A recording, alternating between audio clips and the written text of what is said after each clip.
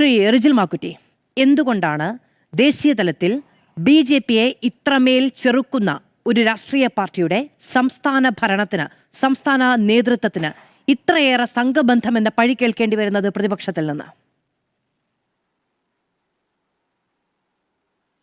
ശ്രീമതി മാധു, അപ്പോൾ യഥാർത്ഥത്തിൽ നിങ്ങളിപ്പോൾ UDF-ന്റെ ഗവൺമെൻറ് വന്നപ്പോൾ തൊട്ട് ഈ ഗവൺമെൻറ്റിനെ സംഘപരിവാറുമായി ചേർത്ത് വെക്കാനുള്ള ശ്രമം നടത്തിക്കൊണ്ടിരിക്കുകയാണ്. പ്രത്യേകിച്ച് റിപ്പോർട്ടർ TV ഉൾപ്പെടെ കുറച്ച് കാലമായി ഇത് ചെയ്തുകൊണ്ടിരിക്കുന്നതാണ്. അത് നിങ്ങൾ നടത്തിക്കൊണ്ടിരുന്നു. പക്ഷേ ഞങ്ങൾക്ക് വളരെ കൃത്യമായി ഞങ്ങളുടെ പാർട്ടിക്ക് ഒരു നയമുണ്ട്. ആ നയം എന്ന് പറയുമ്പോൾ രാജ്യത്ത് സംഘപരിവാറിനെതിരായിട്ടുള്ള പോരാട്ടത്തിന് നേതൃത്വം കൊടുക്കുന്ന ഒരു പാർട്ടി, ആ പാർട്ടിയുടെ ഘടകത്തിൽ തന്നെയാണ് കേരളത്തിലെ കോൺഗ്രസും അതോടൊപ്പം നേതൃത്വം കൊടുക്കുന്ന ഗവൺമെൻറ്റും എന്ന് സംബന്ധിച്ച് തർക്കമില്ലാത്ത കാര്യമാണ്. ഇപ്പോൾ സ്വാഭാവികമായിട്ട് ഇത്ര ചില വിഷയങ്ങൾ വരുമ്പോൾ അത് മുഴുവൻ സംഘപരിവാറിന് വേണ്ടി വഴിപ്പെട്ടു എന്നുള്ളത് ചാപ്പ കുത്തിക്കൊണ്ട് മുമ്പോട്ട് പോകേണ്ട സാഹചര്യം നിങ്ങൾക്കുണ്ടാകുമെങ്കിൽ ഞങ്ങൾക്കില്ല. അത്തരത്തിൽ സംഘപരിവാറിന്റെ ഏതെങ്കിലും രാഷ്ട്രീയ അജണ്ടക്ക് കീഴ്പ്പെട്ടുകൊണ്ട് മുമ്പോട്ട് പോകുന്ന ഒരു നിലപാടും കേരളത്തിൽ കോൺഗ്രസിനകത്ത് ഉണ്ടാവില്ല, കേരളത്തിലെ കോൺഗ്രസ് നേതൃത്വം കൊടുക്കുന്ന ഭരണത്തിനകത്ത് ഉണ്ടാവില്ല എന്ന സംബന്ധിച്ച് തർക്കമില്ലാത്ത കാര്യമാണ്. അപ്പോൾ നിങ്ങൾക്ക് ഇത് RSSന്റെ ആശയങ്ങളെ ഞങ്ങൾ സ്വീകരിക്കും എന്നൊക്കെ പറഞ്ഞുകൊണ്ട് മുമ്പോട്ട് പോകുമ്പോൾ കഴിഞ്ഞ കാലത്ത് ഉണ്ടായ അതേ അനുഭവത്തിലേക്ക് ഞങ്ങൾ പോകാൻ തയ്യാറല്ല. അത് ഉണ്ടായ ആളുകൾ ഇടതുപക്ഷമായിരുന്നു എന്നുള്ളത് വളരെ കൃത്യമായിട്ട് ഇടതുപക്ഷത്തെ എതിർക്കുമെന്ന് പറഞ്ഞ ആളുകൾ പോലും ആ ആളുകളുടെ ഭാഗത്തു നിന്നുണ്ടായ പല കാര്യങ്ങളും നമുക്കറിയാം. ഈ പറയുന്ന ഈ കാസർഗോഡ് ഉണ്ടായ സ്കൂളിലെ വിഷയം, ആ വിഷയത്തിനകത്ത് വിദ്യാഭ്യാസ വകുപ്പുമായി ബന്ധപ്പെട്ടോ വിദ്യാഭ്യാസ വകുപ്പുമായി ബന്ധപ്പെട്ട ഏതെങ്കിലും വിഷയത്തിനകത്ത് ഉണ്ടാക്കിയിട്ടുള്ള ഒരു ചോദ്യപേപ്പർ അല്ല ആ ചോദ്യപേപ്പർ എന്ന് അത് വളരെ കൃത്യമായി അന്വേഷിച്ച് കൃത്യമായി കണ്ടെത്തിയിട്ടുണ്ട്. അതിനകത്ത് അത്തരത്തിൽ വിദ്യാഭ്യാസ വകുപ്പ് അറിയാതെ അത്തരത്തിൽ ആരെങ്കിലും ചോദ്യം അല്ലെങ്കിൽ ചരിത്രവിരുദ്ധമായ ചോദ്യം ഉണ്ടാക്കിയിട്ടുള്ള ആരായാലും അവർക്കെതിരായി നടപടി സ്വീകരിക്കുമെന്ന് വളരെ കൃത്യമായിട്ട് തന്നെ ബഹുമാനപ്പെട്ട വിദ്യാഭ്യാസ മന്ത്രി പറഞ്ഞിട്ടുണ്ട്. ഇവിടെ നമുക്കറിയാം, ഇടതുപക്ഷം ഭരിക്കുമ്പോൾ കണ്ണൂർ യൂണിവേഴ്സിറ്റിക്കകത്ത് MA ഗവേണിംഗ്സ് ആൻഡ് പൊളിറ്റിക്സ് എന്ന് പറയുന്ന സെമസ്റ്റർ കോഴ്സിന് ഗോൾവൽക്കറുടെ ചരിത്രം പഠിപ്പിച്ചത് അന്നത്തെ ഇടതുപക്ഷ സിൻഡിക്കേറ്റും അതിന്റെ മൊഡ്യൂൾ തയ്യാറാക്കിയിട്ടുള്ള അന്നത്തെ ഇടതുപക്ഷത്തിന്റെ അധ്യാപകന്മാരൊക്കെയാണ്. ഇടതുപക്ഷത്തിന്റെ അധ്യാപകന്മാർ തയ്യാറാക്കിയിട്ടുള്ള അവർ പഠിപ്പിക്കാൻ ഉദ്ദേശിച്ചിട്ടുള്ള ബ്രണ്ണൻ കോളേജിനകത്ത് പഠിപ്പിക്കാൻ ഉദ്ദേശിച്ചത് ഗോൾവൽക്കറുടെ ചരിത്രമാണ്. ഇപ്പൊ അതൊന്നും അല്ലല്ലോ. ഇപ്പോ ഒരു വിദ്യാഭ്യാസ വകുപ്പിന് നേരിട്ട് ബന്ധമില്ലാത്ത ഒരു ചോദ്യപേപ്പർ തയ്യാറാക്കിയത്, പ്രത്യേകിച്ച് അത് തയ്യാറാക്കിയ ആള് ആരാണെന്നതിനെ കുറിച്ച് അന്വേഷിക്കുന്നുണ്ട്. തീർച്ചയായും അത്തരത്തിലുള്ള ആളുകൾക്കെതിരായി നടപടി ശക്തമായിട്ട് ഞങ്ങൾ സ്വീകരിക്കുമെന്ന് സംബന്ധിച്ച് ഒരു തർക്കമില്ലാത്ത കാര്യമാണ്. രാജ്യത്ത് BJP സംഘപരിവാറിനെ എതിർക്കുന്ന രാഷ്ട്രീയ പാരമ്പര്യമുള്ള പാർട്ടിക്ക് നിങ്ങൾ എത്ര ചാപ്പ കുത്തിയാലും, മറ്റേ ഇടതുപക്ഷം ചാപ്പ കുത്തിയാലും അതിനകത്തൊന്നും ഭയപ്പെട്ടു പോകില്ല. കൃത്യമായ നിലപാടെടുത്തുകൊണ്ട് മുമ്പോട്ട് പോകാനുള്ള ശേഷിയും കരുത്തുമല്ല ഞങ്ങൾക്കുണ്ട് എന്നുള്ളതാണ്. ഇപ്പോൾ ഈ പറയുന്ന പല വിഷയത്തിനകത്ത് നിങ്ങൾ ഞങ്ങളെ ചാപ്പ കുത്തി ആരോപിക്കുകയാണ്. PM ശ്രീ പദ്ധതി ഒപ്പിട്ടതാര ഞങ്ങളായിരുന്നു? അല്ലല്ലോ. PM ശ്രീ പദ്ധതി ഒപ്പിടാൻ പാടില്ല എന്നും ആ രാജ്യത്തിന്റെ ദേശീയ വിദ്യാഭ്യാസ നയം നടപ്പാക്കാൻ പാടില്ല എന്നും SFIയുടെ അഖിലേന്ത്യാ സമ്മേളനത്തിൽ പ്രസംഗിച്ച മുഖ്യമന്ത്രിയാണ് പിണറായി വിജയൻ. ആ പിണറായി വിജയൻ കേരളത്തിൽ മുഖ്യമന്ത്രി ആയിരിക്കുമ്പോഴാണ് ആരോരും അറിയാതെ, ഇടതുപക്ഷത്തിൽ ചർച്ച ചെയ്യപ്പെടാതെ, CPI പോലും അറിയാതെ തലയിൽ മുണ്ടിട്ട് കൊണ്ടുപോയി അവിടെ ബ്രിട്ടാസിനെ ഉപയോഗിച്ചുകൊണ്ട് ഒപ്പിട്ട് വന്നിട്ട് ഇപ്പൊ ഞങ്ങളെ പെരടിക്ക് കയറേണ്ട ആവശ്യമില്ല, ഞങ്ങൾ എന്ത് തീരുമാനിക്കണമെന്ന് ഞങ്ങളുടെ മന്ത്രിസഭ ഉപസമിതി തീരുമാനിക്കും.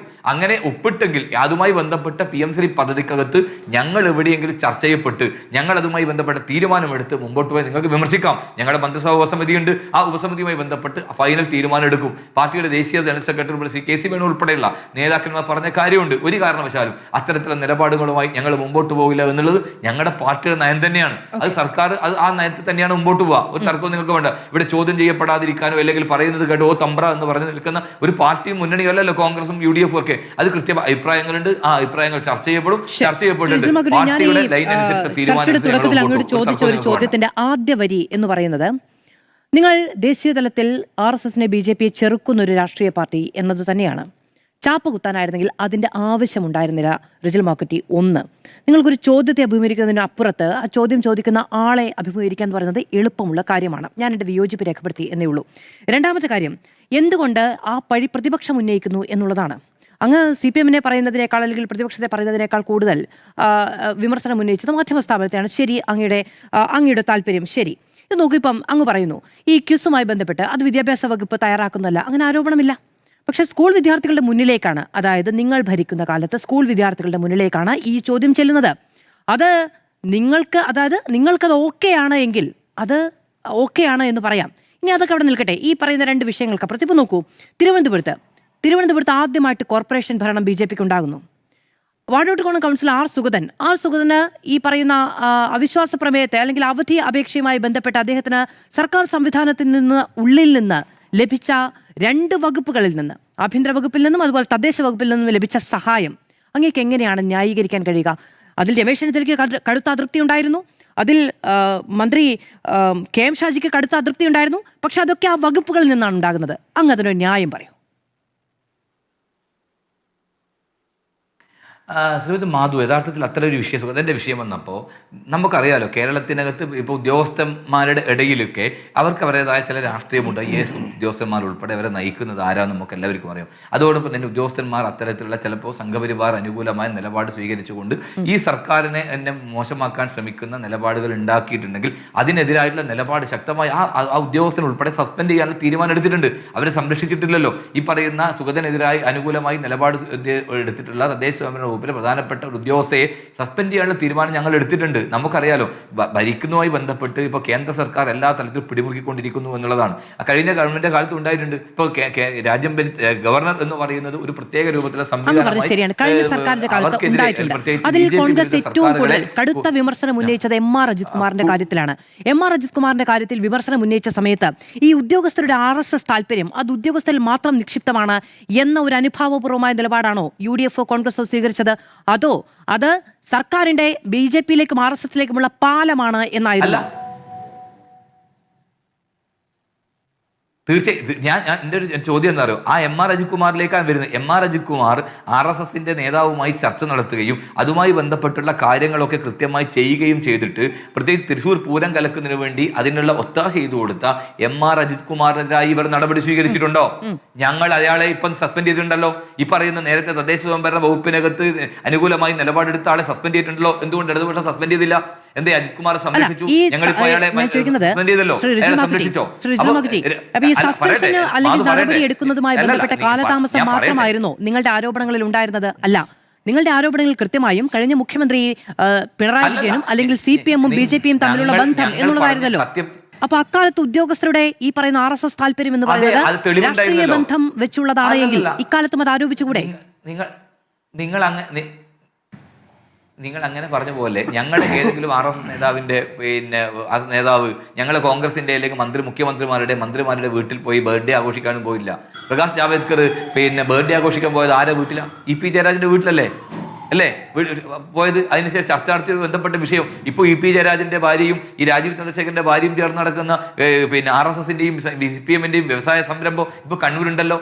ഇവർ തമ്മിലുള്ള ബന്ധമില്ലാഞ്ഞിട്ടാണോ? അതോടൊപ്പം തന്നെ ആഗോള അയ്യപ്പ സംഗമത്തിന് യോഗി ആദിത്യനാഥിന്റെ താമ്രപത്രം വായിച്ചത് ആരായിരുന്നു? ഇവരല്ലേ. ഇപ്പൊ ഞങ്ങൾ ഏതെങ്കിലും RSS നേതാവിന്റെ താമ്രപത്രം വായിച്ചിട്ടുണ്ട് ഈ സർക്കാർ 2 മാസം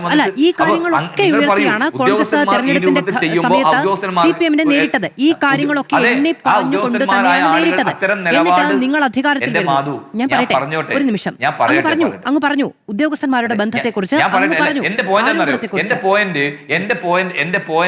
എന്റെ പോയിന്റ് നിങ്ങൾ തോക്കുകേരി വെടിവെക്കല്ല. ഞാൻ പറയുന്നത് കേൾക്ക്. നിങ്ങൾ പറയുന്ന ഒരു കാര്യം ഞാൻ പറഞ്ഞത് ഇത്തരത്തിൽ ഒരു 2 സർക്കാർ നിലപാടാണ്. RSS-ന് അനുകൂലമായി സുഗതന് അനുകൂലമായി നിലപാട് സ്വീകരിച്ച ഒരു ഉദ്യോഗസ്ഥയെ സസ്പെൻഡ് ചെയ്യാനുള്ള തീരുമാനം ഞങ്ങൾ എടുത്തു. ഈ പറയുന്ന കാര്യത്തിൽ എവിടെയെങ്കിലും ഈ പറയുന്ന ഇടതുപക്ഷ സർക്കാർ സസ്പെൻഡ് ചെയ്യാനോ നടപടി സ്വീകരിക്കാൻ തയ്യാറായിട്ടുണ്ടോ? ഇപ്പൊ 2 സമീപനം ഉദ്യോഗസ്ഥന്മാർ ചെയ്യുന്ന കാര്യം അംഗീകരിച്ചു പോയില്ല. അവർക്കെതിരെ താക്കീത് കൊടുത്തു. ഇനി ആരെങ്കിലും അങ്ങനെ നിലപാട് സ്വീകരിച്ചാൽ അവർക്കെതിരായിട്ട് നടപടി ഉണ്ടാകുമെന്ന് കാണിച്ചു കൊടുത്തൊരു സർക്കാരാണ് UDF-ന്റെ സർക്കാർ. നിങ്ങൾ കാണണ്ടേ? നിങ്ങൾ അതുപോലെ തന്നെ നിങ്ങൾ നടപടിയെടുത്തു എന്ന കാര്യം. പക്ഷെ നിങ്ങൾ ഭരിക്കുമ്പോൾ ഈ പറയുന്ന സംവിധാനവും നേരത്തെ ഇപ്പൊ നോക്കൂ, LDF സർക്കാരിന്റെ കാലത്ത് സിസ്റ്റത്തെയാണ് നിങ്ങൾ എല്ലാവരും കുറ്റം പറഞ്ഞുകൊണ്ടിരുന്നത്. നിങ്ങൾ ഭരിക്കുന്ന കാലത്തും ഈ സിസ്റ്റം RSS-ന്റെയും BJP-യുടെയും രാഷ്ട്രീയ തീരുമാനങ്ങൾക്കും അജണ്ടകൾക്കും അനുസരിച്ച് ചലിക്കുന്നുണ്ട് എന്നതാണ് ഞാൻ പറഞ്ഞത്. നിങ്ങൾക്ക് പിന്നെ ഈ പറയുന്നത് പോലെ 2 മാസം അല്ലേ ആയുള്ളൂ, 3 മാസം അല്ലേ ആയുള്ളൂ എന്ന് പറഞ്ഞ് ന്യായീകരിക്കണം. നടന്നല്ലോ, അവരുടെ ആവശ്യം നടന്നുവല്ലോ. പക്ഷെ ആവശ്യം നടന്നുവല്ലോ. അതായത് തിരുവനന്തപുരം കോർപ്പറേഷൻ നിലനിൽക്കണം. തിരുവനന്തപുരം കോർപ്പറേഷനിലെ കൗൺസിലർക്ക് അയോഗ്യത ഉണ്ടാകരുത്. അവധി അപേക്ഷ അംഗീകരിച്ച് നൽകണം. അതിനൊരു ബലിയാണ് എന്ന നിലയ്ക്ക് ഒരു പക്ഷേ ഈ പറയുന്ന ഉദ്യോഗസ്ഥ അങ്ങനെ ആയിട്ടുണ്ടാകാം. പക്ഷെ അതിനപ്പുറത്തേക്ക് അവരുടെ രാഷ്ട്രീയ ഉദ്ദേശം നടന്നു കഴിഞ്ഞു നിങ്ങൾക്ക് അധികാരമുള്ളപ്പോൾ.